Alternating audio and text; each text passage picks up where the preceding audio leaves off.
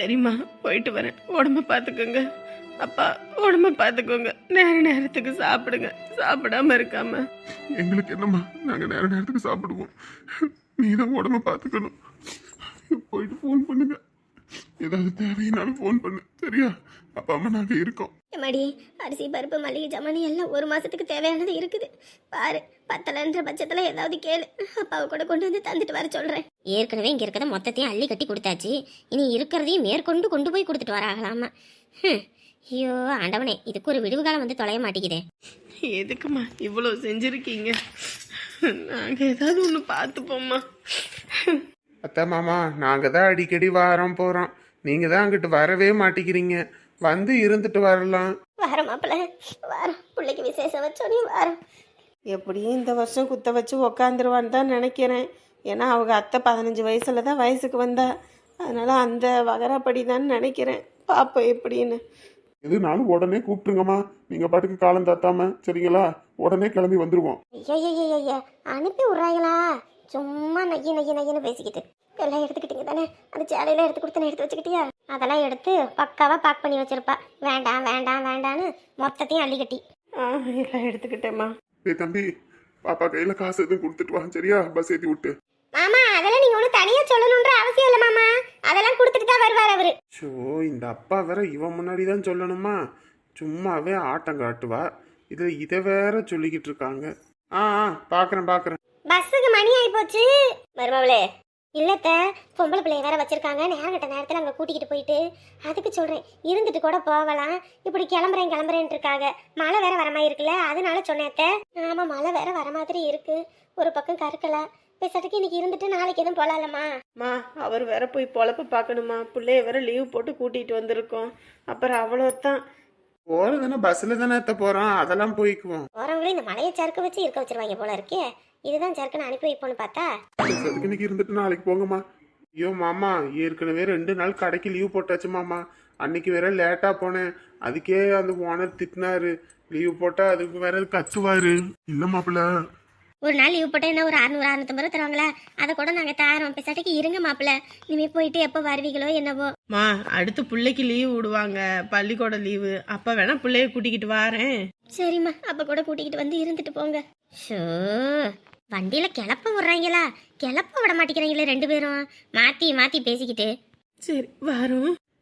பாத்துமா பாத்து. எங்க நீங்க முன்னாடி ஏறிக்கங்க, நான் பாப்பா வச்சுட்டு பின்னாடி ஏறிக்கிறேன். அவன் பிள்ளைக்கு போறதுக்கு மனசே இல்லை. போய் பொழப்ப பார்க்கணுமே, என்ன பண்றது? என் பையன் என்ன எனக்காக வாங்கியிருக்கான்னு தெரியலையே. அம்மாவுக்காக பார்த்து வாங்கியிருப்பான். ஐயோ, உங்க அம்மா கிட்ட இருந்து பார்சல் வாங்கியா? எப்படி கட்டியிருக்கானுங்க பாரு, கொஞ்சமாவது அவுக்க முடியுதா? ஆமா கொண்டு வர பயல்களே பிரிச்சு அதுக்குள்ள நல்ல பொருளா இருந்தா எடுத்துக்கிட்டு தேவையில்லாத பொருளை வச்சிருந்தா என்ன பண்றது? அதனால தான் இப்படி கட்டியிருக்காங்க போல இருக்கு. சரி என்ன இது திறக்க முடியலையே. ஐயோ வாங்குயா, ஏன் அப்படி பண்ணிக்கிட்டு இருக்க? மலை மாடு மாதிரி வாங்கு. இல்ல சின்ன பொண்ணு, ஏற்கனவே என் கை காசு கொடுக்க வச்சுப்புட்டேன், இதுல வேற அம்மா கிட்ட வேற அதுக்குன்னு சொல்லிவிட்டேன். ஐயோ, உள்ள நான் என்ன வாங்கி வச்சிருக்கேன்னு தெரியாம பேசிக்கிட்டு இருக்கையா. என்ன சேலை தானே வாங்கியிருப்ப, அப்புறம் என்ன? எங்க அம்மா கட்டிக்கிட்டோம், அடுத்து இதோட காசுலயே உனக்கு ஒரு சேலை வாங்கி தரேன். ஓ, சேலையா இருந்தா கூட கட்டலையா, நான் வாங்கியிருக்கதே வேறயா? என்ன அது? என்ன அது? சேலையா இருக்குன்னு பார்த்தா நைட்டியா? அவளைத்தான் இன்னைக்கு கிழிஞ்சது. சொன்னேனே, 100 வாட்டி சொன்னேனே, உங்க ஆத்தா கையில இருந்து அந்த பார்சலை வாங்குன்னு சொன்னதை கேட்டியா? இப்ப பாரு. என்னடா இது? அம்மா, அது வந்து ஏதோ பெத்த தாய்க்கு ஆன்லைன்ல ஆர்டர் போட்டுருக்கானே, என்னவா இருக்கும்னு அம்பிட்டு ஆசைப்பட்டு வாங்கினா. இது என்னடா துணி? மேல கொஞ்சம் கையில்ல, கீழே கொஞ்சம் என்னமோ நாய் கடிச்ச மாதிரி தொங்கிட்டு கிடக்குது. இது துணியாடா? ஐயோ, இப்போ என்ன பண்றது? அம்மா, அது வந்து வந்ததை பார்த்து தான் வாயடிச்சு போய் நிக்கிறேன். இன்னும் என்ன வேற வரத்துக்கு இருக்குது? பெத்த தாய்க்கு இப்படித்தான் வாங்கி கொடுப்பாங்களாடா? ஒரு சேலை துணி, ரவிக்கு துணியா இருந்தா கூட பரவாயில்ல, இதை போட்டுக்கிட்டு நான் வெளியே போனா என்னை 4 பேர் பத்தி சிரிக்க மாட்டாங்க. என்னடா வாங்கிட்டு வந்திருக்க? இது ஒரு துணியாடா? அடுப்புல போட்டு கொளுத்து தெரிஞ்சுக்க. ஏம்மா, அது உனக்கு இல்லம்மா. எனக்கு இல்லாம இது வேற யாருக்கு? சின்ன பொண்ணுக்கு. ஏண்டா, அப்ப நான் கேட்டதுக்கு எனக்கு என்ன? திட்டுவனுதாம்மா. அதானே இத்தனை வருஷம் பால் ஊட்டி சீராட்டி வளர்த்ததுக்கு பெத்த தாய்க்கு ஒரு சேலை துணி எடுத்து கொடுக்க முடியல. பொண்டாட்டிக்கு ஆர்டர் போட்டிருக்கான் பாரு, ஆர்டர். கையை நாய் கடிச்ச மாதிரி. இதெல்லாம் ஒரு துணியாடா? இது ஒரு துணியா? அது சரி, உனக்கு இந்த அளவுக்கு அறிவில்லையே. இது நீ ஆர்டர் போட்டியா இல்லை இவ ஆர்டர் போட்டாளா? ஐயோ மாமியார் கிழவி நம்ம பக்கம் திரும்பிடுச்சே. அப்படியே ஆட்டையை களைச்சிருடி சின்ன பொண்ணு. இல்லைனா அவ்வளோதான். என்னது, எனக்காக ஆர்டர் போட்டீங்களா? அடி பாவி, ஆர்டர் போட்டதே இவ தான்.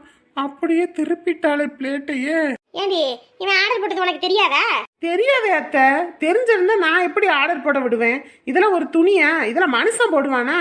காசு கையில வச்சுக்கிட்டு சும்மா இருக்க முடியல.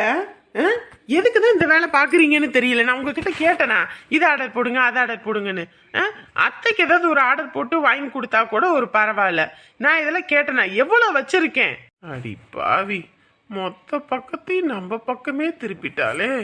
இனி எது பேசினாலும் செல்லுபடி ஆகாது. வாயை மூடிக்கிட்டு நிக்க வேண்டித்தான். சரி, பொண்டாட்டிக்கு எடுத்து கொடுக்கறதாவது ஒரு சேலை துணி எடுத்து கொடுக்கலாம். என்ன கன்றாவி துணி எடுத்து கொடுக்குற? ஏற்கனவே முருங்கைக்காய்க்கு கையும் காலம் முளைச்ச மாதிரி இந்த பேண்ட் சட்டையை மாட்டிக்கிட்டு திரியிறா. அதை எடுத்து என்னைக்காவது ஒரு நாள் கொளுத்தி போடலான்னு பார்க்கறேன். அதுக்கே வாய்ப்பு கிடைக்காம இருக்கு. இதுல இது வேற. என்னத்த சொல்றதுன்னு தெரியல. அப்பாடா, மாமியார் போயிருச்சு. பரவாயில்ல, ஆர்டர் போட்ட அளவுக்கு நல்லா லூஸாக தான் இருக்கு. டக் பிடிச்சி போட்டுக்கலாம். உடம்பு ஏறினாலும் சரி இறங்கினாலும் சரி. மாப்பிள்ள, நீங்க ரொம்ப பாவம் மாப்பிள்ள. ரெண்டு பேத்துக்கிட்டையும் மாட்டிக்கிட்டு அல்லோல் படுறீங்க. ஏனே நாங்கள் தான் அடிக்கடி வரோம். நீ அண்ணியை கூட்டிக்கிட்டு எல்லாம் வரலாம்ல. வரவே மாட்டிக்கிறீங்க போங்க. வாராமா எங்கே போகிறேன்? அதுவும் இல்லாமல் ஃபேக்ட்ரியில் வேற ஆள் இல்லைம்மா. ஆள் இருந்தால் கூட மாற்றி விட்டுட்டு வரலாம். இந்த மேனேஜர், அசிஸ்டன்ட் மேனேஜர் இருந்தார். இப்போ அவர் வெளியில் கொஞ்சம் மீட்டிங் போயிருக்கனால ஆள் இல்லை. அதனால் நானே எல்லாத்தையும் மேனேஜ் பண்ணி பார்க்குறதா இருக்குது. கொஞ்ச நாள் பொறுங்க. எல்லாம் ஆள் வந்ததுக்கப்புறம் லீவ் கேட்டு வரேன். மச்சான், அடுத்த மாதம் நம்ம குலதெய்வம் கோயிலில் கூட பொங்க வைக்கிறதா வீட்டில் பேசிக்கிட்டு இருந்தாங்க. வைக்கும்போது சொல்கிறேன், கண்டிப்பாக குடும்பத்தை எல்லாத்தையும் கூட்டிக்கிட்டு வந்துருங்க. ஐயோ, இருந்த வாக்க மழை தூருதேனே. ஐயோ, அதான் 3 நாளைக்கு மழை இருக்குன்னு தான் டிவியில் சொல்லிக்கிட்டு இருந்தாங்கல்ல. மழை தான் பிடிச்சிருச்சு போல இருக்கு. ஐயோ, எப்படியாவது பஸ் ஸ்டாண்டு வரைக்கும் போயிட்டா கூட அங்கிட்டு பஸ் ஏறி போயிடலாம். ஐயோ, சரியான மழை அடிக்குதேனே. எம்மாடி, அங்கிட்டெல்லாம் பாருமா, மேகமூட்டம் அதிகமாக இருக்குது. அதனால மழை பெருசாக தான் வரும்னு நினைக்கிறேன். இந்த மழையோட மழையாக போனாலும் பிள்ளைக்கு உடம்பு சரியில்லாமல் போயிடும். அங்கே போய் அப்புறம் புள்ள படுத்த படுக்கை ஆயிரும். அதனால நம்ம பேசாட்டுக்கு வீட்டுக்கு திருப்பிடுறேன் வண்டியை. நான் சாயங்காலம் கூட மழை விட்டோனையும் ராத்திரி பஸ்ஸுக்கு கூட போய்க்கலாம். அண்ணே, வீட்டில் வேற ஒரு வாரம்னு சொல்லி ஃபோன் பண்ணி அத்தைக்கு வேற சொல்லிட்டாங்க. வரேன்னு சொல்லிட்டு வரலன்னுன்னா அப்புறம் அவங்க வேற திட்டுவாங்க. நாங்கள் வரோன்னு இது சமைச்சு வச்சுக்கிட்டு இது உக்காந்துருப்பாங்கண்ணே. போய் ஆகணுண்ணே. எம்மாடி, வெயில் அடிச்சா கூட பிரச்சனை இல்லைம்மா, மழை அடிச்சுக்கிட்டு இருக்குமா. இந்த மழையோட மழையா போய் அப்புறம் எங்கிட்டாவது மாட்டிக்கிட்டீங்கன்னா அது ரொம்ப சிரமப்பா போயிடும். அதுவும் இல்லாமல் எந்த நேரத்தில் எங்கிட்ட நிலச்சரிவு வருதுன்னே தெரியாது. மரம் சாயும், உனக்கே தெரியும். இங்கேருந்து வாழ்ந்த பிள்ளை தானே. கம்முன்னு இரு, வண்டியை வீட்டுக்கு திரும்புகிறேன். மழை விட்டதுக்கப்புறம் என்னான்னு பார்ப்போம். வீட்டில் இருக்கிறதுக்கு சலுப்பாக கிடக்குது. இந்த உமா இருந்தா தினமும் அவகிட்ட பேசிக்கிட்டு இருந்தா நேரம் போனதே தெரியல. அவங்க அம்மா வேற எங்கே போகிற எங்கே வரேன்னு என்னமோ சின்ன பிள்ளைய விசாரிக்கிற மாதிரி அரட்டி உலட்டிக்கிட்டு இருக்காங்க. பயபுல இன்னைக்கு வேலைக்கு வேற போறேன்னுச்சு. வேலைக்கு போயிருச்சா என்னன்னு தெரியல.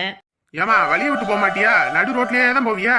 நானே ஓரத்துல போய்கிட்டு இருக்கேன். இதுக்கு மேல ஓரத்துல போடுமா? எவன்டா அவன்? ஓரமா போறியா இல்ல ஒரே ஏத்திட்டு போவா? அடுங்கொப்பத்த தாமிரபரணியில தலைமுழுகு. அட நீயா? நானே தான். என்ன மேடம் தனியா போறீங்க? உங்க தோஸ்து எங்க? ஆடா, அதை ஏன் கேக்குற? அவ வேலைக்கு போயிட்டா. வேலைக்கா? சரி சரி. எங்க இந்த பக்கம்? வீட்டில் இருக்கிறதுக்கு சலுப்பா கிடக்குது. அதான் உமாவை தேடிக்கிட்டு வந்தேன். அவள் வேற தோட்டத்துக்கு போயிருக்கான்னு சொன்னாங்களா. அதான் சரி, அவள் வேலை செய்கிற சரோசக்கா தோட்டத்துக்கு போவோன்னு நடந்து போய்கிட்டு இருந்தேன். நீ எங்கே கிளம்பிட்ட? வண்டியை சர்வீஸ்க்கு விட்டுருந்தேன். அதான் சரி இப்போ எடுத்துட்டு வந்தேன். அதான் தோட்டத்துக்கு போய்கிட்டு இருக்கேன். அப்படியா? நான் போற வழியில தான் அவங்க தோட்டம் இருக்கு. வேணும்னா வாவே, நான் வேணா கூட்டிட்டு போய் விட்டுறேன். ஆடா, அதெல்லாம் ஒண்ணு வேணாம்ப்பா, நான் நடந்தே போய்க்கிறேன். உடம்பு குறைக்கிறதுக்கு வெயிட் லாஸ் எதுவும் வாக்கிங் போறியா? நாங்க உடம்ப குறைச்சிட்டாலும் நீ வேற. வண்டியில வந்து ஏறுவா. ஏறது பிரச்சனை இல்லை. நம்ம ஊர்க்காரவங்களை பத்தி உனக்கே தெரியும். 1னா 9ன்னு சொல்லுவாங்க. கண்ணும் காதை வச்சு பேசுவாங்க. ஏ லூசு, நம்மளாம் சின்ன வயசுல ஒன்னா ஓடி ஆடி விளையாண்டோம். அப்போ ஓடி ஆடி விளையாண்டதுதான். இப்ப அப்படியா இருக்கு? இப்போல்லாம் வண்டியில் ஏறினாலே யாருடா அது, யார் யாரோட போகிறா வாரான்னு இல்லை லுக்கு விட்டுக்கிட்டு திரியிறாங்க. அதனால தான் பயமாக இருக்குது. அட வாமா நீயே. சரி, இம்புட்டு தூரம் நீ கெஞ்சறதுனால வாரேன். ஆ சரி சரி, நான் கெஞ்சினதாவே இருக்கட்டும், வண்டியில ஏறு. ஆத்தடியாத்தா, இது என்னடா இம்புட்டு தூரமாக இருக்குது, எப்படி ஏறுறது? ஆனா கொப்பளிங் வண்டிக்கு சொல்லி ஒரே தூக்கி உள்ள உட்கார வைக்கவா? நக்கல் தானே ஆகாதுன்றது. கையை கொடு. உனக்கு லிஃப்ட் கொடுக்கறதும் போதும், கையா கொடு காலை கொடுன்னு. இந்தா ஆத்தாடி அம்மாடி, என்னை இழுத்து கீழே தள்ளிடாத, ஏறு. அம்மா எவாடி. வா இங்கிட்ட வந்து உட்காரு. சின்ன வயசுல இந்த மாதிரி வண்டியில போகும்போது அம்புட்டு ஆசையா இருக்கும். இப்போ ஏற முடியல பாரு. அதுக்கு தான் சொல்றது அளவா சாப்பிடணும்னு. கிடைக்குதேன்னு வல்லு வதுக்குன்னு வாயில இறக்கணும், அப்புறம் அப்படித்தான் இருக்கும். ஐயோ அம்மா, இடுப்பு என்ன வலி வலிக்குது. ஐயோ, அடுத்த வருஷம்லாம் இந்த வேலையில நமக்கு ஆகாது. நீ வேணும்னா விவசாயம் பண்ணாலும் சரி, பண்ணாட்டி போனாலும் சரின்ட்டு இந்த ஆள் தலையில மொத்தத்தையும் கட்டிவிட்டு நான் பாட்டுக்கு போயிடுவேன் பாரு. அம்மா முதுகு என்ன வலி வலிக்குது. ஒருத்தி கூட்டாலும் எவளும் வேலைக்கு வர மாட்டேங்கிறா. பார்த்து வா, அதுல மிதிச்சு தள்ளிடாத. அடடே வாங்கம்மா, வாங்க வாங்க. வருவீங்களோ என்னவோன்னு நினைச்சேன். வாரன்னு சொன்னா வந்துருவோம்ல. நேத்து வேற அப்படி பேசிவிட்டேன், அதான் வருவீங்களோ என்னவோ தெரியலன்னு பார்த்தேன். அது வேற இது வேற. என்ன எல்லா பக்கமும் நடவு நட்டாச்சு போல இருக்கே. இந்த பக்கம் மட்டும் தான் நட்டுருக்கு. இந்த அந்த சைட்ல எல்லாம் நான் நட வேண்டியது இருக்குது. இதெல்லாம் யார வச்சு நட்டீங்க? இதெல்லாமா இந்த அங்க விவசாயம் பண்றதுக்கு இந்திக்காரவங்க எல்லாம் வந்திருந்தாங்க. அவங்க அங்க வேலை முடிச்சுட்டு எல்லாம் உக்காந்து இருந்தாங்க. அப்புறம் அவங்கள கூட்டிட்டு வந்தவங்க கிட்ட சொன்னோம். அப்புறம் அவங்க தான் வந்துட்டு இங்கேயும் நடவு நட்டு விடுறோம், அதுக்கு ஏத்த கூலியை கொடுத்துருங்க நாங்க. அதனால அதெல்லாம் நட்டு வச்சாச்சு. அப்புறம் வேற அவங்க வேற பக்கம் பேசி இருந்தாங்களாமா. அதனால அந்த டைமுக்கு போய் ஆகணும் அப்படின்னு சொல்லிட்டாங்க. அதனால பாதி எல்லாம் முடிச்சாச்சு. இன்னும் 2 வயதா இருக்கு. சரி சரி, நிக்க மணி ஆகும்.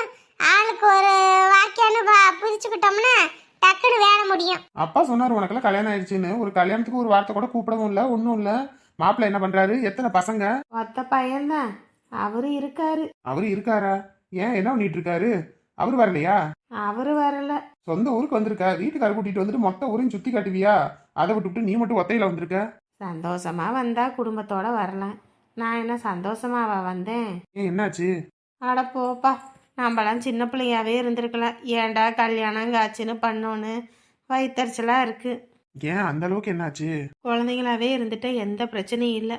வளர்ந்து இன்னொரு வீட்டுக்கு போனாதான் எல்லா பிரச்சனையுமே ஆரம்பிக்குது. அதுக்குன்னு என்ன பண்ண முடியும்? காலத்துக்கு நம்ம பெத்தவங்களோட இருக்க முடியுமா? அது பொம்பளை பிள்ளைங்க இருக்க முடியுமா? அடுத்த வீடு போய் தானே ஆகணும். அதை சொல்லு. புருஷனை கட்டிக்கிட்டு நிம்மதியே இல்லைன்னு தான் சொல்லணும். ஏன்? என்னத்தை சொல்ற? வேலைக்கு போய்கிட்டு இருந்தாரு. அங்கே மாதம் 15,000 ரூபா சம்பளம் வாங்கிட்டு இருந்தாரு. அதுக்கப்புறம் திடீர்னு எனக்கு அங்கே கம்பெனிக்கு போகிறதுக்கு விருப்பம் இல்லை அப்படின்னாரு. எனக்கு சம்பளம் அதிகமான வேலைக்கு போகணுன்னாரு. அதுக்கு நான் என்ன பண்ண முடியும்? நம்ம படிச்சிருந்தா பரவாயில்ல. அவரும் வந்துட்டு 8வது வரைக்கும் தான் படிச்சிருக்காரு. 8வது வரைக்கும் படித்தவருக்கு என்ன வேலை கிடைக்கும்? ஏன் கடகண்ணிக்கு போனதான் கிடைக்குமே. கிடைக்கும், உடம்பு வளையணும்ல. உடம்பு வளையல. அப்புறம் அங்கே வேலை இங்கே வேலைன்னு வேலை செய்கிறது. 2 நாள் செய்கிறது, 3 நாள் வீட்டில் வந்து தூங்கி எந்திரிக்கிறது. அதுக்கப்புறம் வேலை செஞ்ச இடத்துல கூலியும் வாங்குறது இல்லை. எத்தனை நாளைக்கு தான் நம்மளும் ஓட்டுன்றது அதையே வச்சுக்கிட்டு? அப்புறம் பையனுக்கும் படிப்பு செலவு அது இதுன்னு எல்லாதும் வந்துடுது. ஃபீஸு கட்டக்கூட முடியல.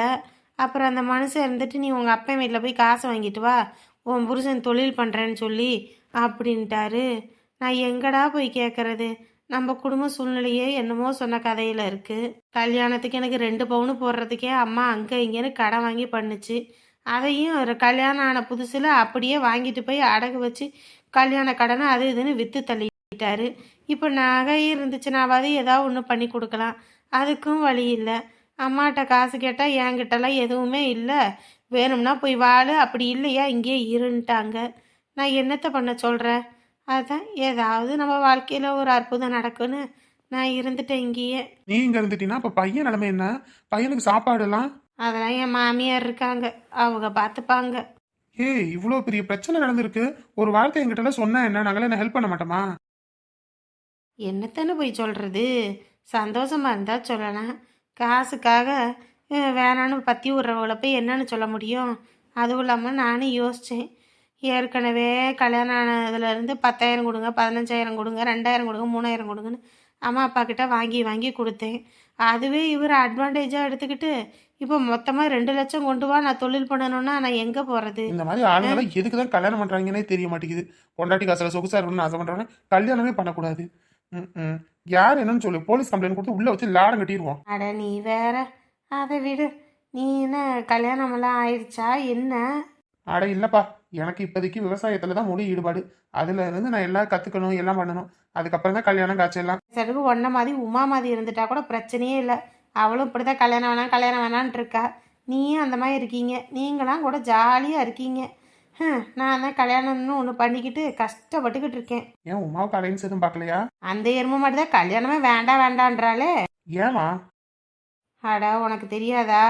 அவங்க அக்கா தான் விரும்பி கல்யாணம் பண்ணிக்கிட்டு போய் இப்போ ரொம்ப பாடுபடுதே. எந்திரிச்சா குத்தம், உக்காந்தா குத்தம் அப்படின்னு தொட்ட 90க்கும் சந்தேகப்படுவானாமா. அதெல்லாம் பார்த்து வளர்ந்ததுனால இவளுக்கு கல்யாணம் பண்ணுனா நமக்கு வர புருஷனும் நம்மளை சந்தேகப்படுவான், அடிப்பான், உதைப்பான். எதுக்கு போய் அங்கே அவங்கிட்ட கஷ்டப்படணும்? அதனால பிறந்த வீட்டில் இருந்துடலான்ட்டு மகாராணி மாதிரி பிறந்த வீட்டில் இருந்திருக்கானே. சொல்ல போனோன்னா அவளை மாதிரி இருந்துட்டா கூட பிரச்சனையே இல்லை. என்னது நேற்று விளக்கமா தேடி வாங்கின மாதிரியா? நீ பார்த்துட்டியா?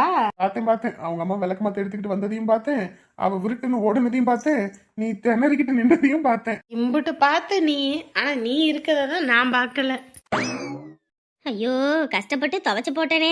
கொஞ்ச நேரம் இந்த மழை விட்டு தொலைஞ்சிருந்தா வளர்ந்துருக்கும். இப்படி எல்லாம் சொத நனைஞ்சு போச்சு. இனி இதை மறுபடியும் துவைச்சி காய போட்டு, ஐயோ இந்த மழை காலத்துக்கு அதுக்கும் காஞ்சும் தொலையாது. இது மழை காலமும் இல்லை. என்ன போ, எப்படியோ ஒரு வழியாக எல்லாரும் கிளம்பிட்டாங்க. இல்லைன்னா இன்னைக்கு இங்கேயே டேரா போட்டுருவாங்க. மழை வந்ததுக்கு அதுக்கும் பஜ்ஜியை சுடு, போண்டாவை சுடு, அதை சுடு, இதை சுடுன்னு நம்மள உயிரை போட்டு எடுத்துருப்பாங்க. பஸ் ஏற்றி விட்டாருன்னா பரவாயில்ல, போய் ஃபோன் பண்ணி பார்ப்போம்.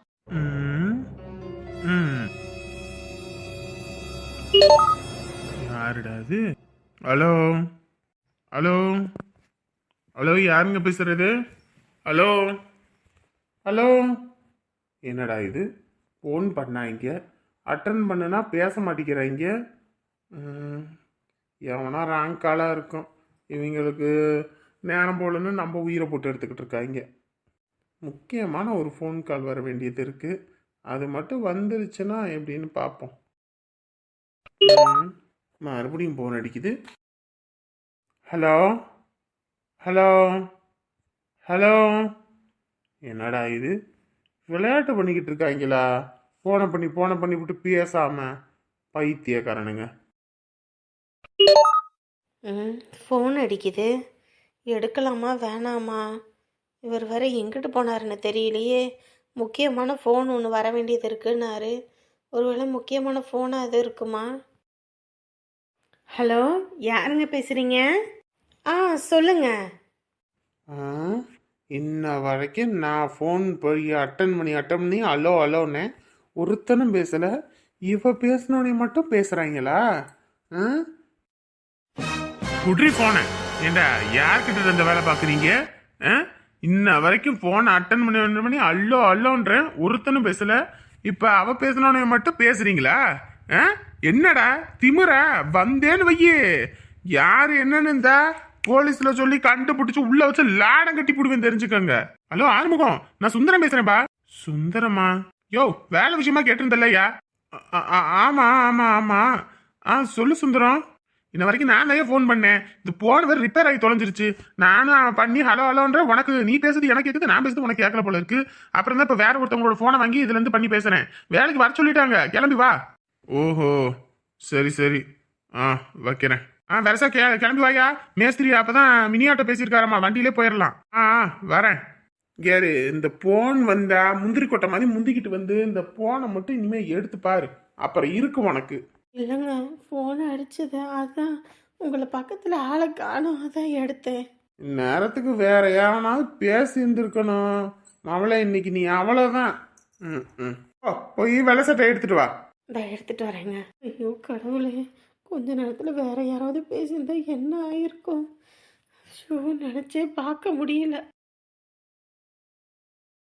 இங்கே தான் வேலை செய்கிறாங்க, இங்கேயே நிறுத்திடு. பார்த்துறங்க. நீ மட்டும் இல்லைன்னா இன்னைக்கு நடந்தே வந்திருக்கணும். தேங்க்யூ. வெல்கம். சரி, சாயங்காலம் வீட்டுக்கு வா. என்னடா கரிசோறு எதுவும் ஆக்கி போட போறியா? கரிசோறு தானே, அடுப்பு கறி நிறைய இருக்கு வீட்டுல, அதை வச்சு சோறாக்கி போறேன், வா. ஏ உமா, இந்தா வந்துட்டால. இவ தானும் படுக்க மாட்டா, தள்ளியும் படுக்க மாட்டா. ஒழுங்கா வேலை செய்யறவளையும் வேலை செய்யறவளுக்கு எடுத்து விளையாட கூட்டிட்டு போறதுக்கு வந்துட்டாளா. இங்க பாருடி, அவ கூப்பிட்டாலும் நீ எங்கிட்டாவது போ, உன் காலை உடச்சு நீங்க அடுப்புல சொல்லிடுறேன். ஐயோ என்னடி இந்த பக்கம்? அட நீ இல்லாம ரொம்ப சடுப்பா இருந்துச்சுடி, மந்தையில எம்பிட்டு நேரம் உட்காந்துருக்கிறது, அதான் தேடி வந்தேன். இது மட்டும் நீ போன அவளை இன்னைக்கு அவ்வளோதான். வேலை பார்த்துக்கிட்டு இருக்கேன்டி, கொஞ்ச நேரம் உட்காரு வாரேன். எப்போ முடியும் வேலை? இன்னைக்கு பொழுது இங்கே தான். அப்படியா, சரி. சாப்பாடு எதுவும் கொண்டு வந்திருக்கியா? பசிக்குது. பிச்சை எடுத்தானா பெருமாள் புரியுது. நான் அனுமாரு நேத்தே நான் கொஞ்சோண்டு சோறு இருந்துச்சுன்னு நீ பழைய சோத்துல தயிரை ஊற்றி சாப்பிடுவோன்னு எடுத்துட்டு வந்தா, அதையும் பங்கு போட ஆள் வந்தாச்சா. அங்கே அந்த புங்க மரத்துக்கு பக்கத்தில் பாரு, ஒரு கூடை இருக்கும், அதில் கொண்டு வந்திருக்கேன். தயிரும் பழைய சோறும், அதுதான். அதை வேணா எடுத்து சாப்பிடு. ஒட்டுக்கிறதுக்கு துவையல் எல்லாம் இருக்கு, போய் சாப்பிடு. இவன் வீட்டில் ஒரு ஆத்தா சமைப்பாளா என்னன்னு கூட தெரியல. கல்யாணம் ஆயிடுச்சுன்னு தான் பேரு. ஓசி சோத்துக்கு என்ன அலையிறா. இவெல்லாம் எப்படி பிள்ளை குட்டிக்கு சோறாக்கி போட்டு பாப்பான்னு தெரியல. ஏன்னா எனத்தோட சேரும் குணம் குணத்தோட சேருன்ற மாதிரி இவளோட சேர்றவளுக்கு என்ன ஒரே மாதிரியத்தமா இருக்காளுங்க. கொஞ்சம் கூட மாற்றம் இல்லை. வயசு தான் ஆணுச்சு, ஆனா எருமை கடாம இருக்காளுங்களுக்கு வேலைக்கு துப்பு இல்லை. நீ சரியான மழை. பிள்ளைங்க எப்படி போணுச்சுங்க என்னன்னு தெரியல. ஜீப்பு வேற மூடாக்கும் போடல. ஐயோ, இந்த பிள்ளைங்க மழையில் நனைஞ்சிருச்சா என்னன்னு தெரியலையே. அம்மா கதவை திறங்க. அம்மா, ஏன்னா இப்பதான் போனா பிள்ளைங்களை விட்டுட்டு வரேன்னு, அதுக்குள்ளேயுமே பிள்ளைங்களை விட்டுட்டு வந்துட்டான். இங்க இருந்து போறதுக்கே 1 மணி நேரம் 2 மணி நேரம் ஆகும். எப்படி இவ்வளவு சீக்கிரம் போயிட்டு விட்டுட்டு வந்திருப்பான்? கதவை திறங்கம்மா. வந்துட்டேன். அடடே, வாங்க வாங்க, மருமகளே யார் வந்திருக்காங்கன்னு பாரு. வாமா.